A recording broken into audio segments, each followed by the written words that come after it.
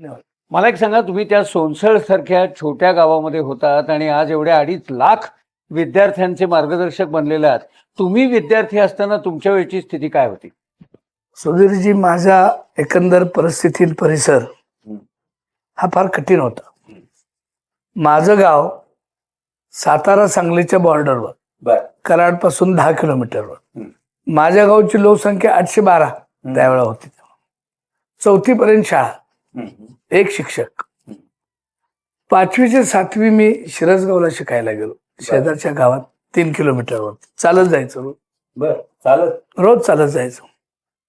7वीच्या वेळात आम्ही रात्री अभ्यासाला शिरसगावला जायचो.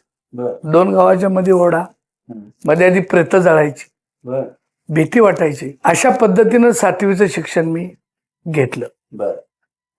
पुढे हायस्कूलला कुठं जायचं तर नाना पाटील बोर्डिंग कुंडलला, सर्व जाती धर्माची मुलं, आणि त्याचे सुप्रिटेंडेंट तांबट काका, संसार नसलेला एक माणूस. आणि बोर्डिंग मध्ये गेल्यानंतर दिवसातनं 2दा आमटी भाकरी, आणि आमटी कसली, खाली बघितले की वरचं आडं दिसायचं. अशा पद्धतीनं अतिशय कष्टामध्ये ती 4 वर्ष मी काढली.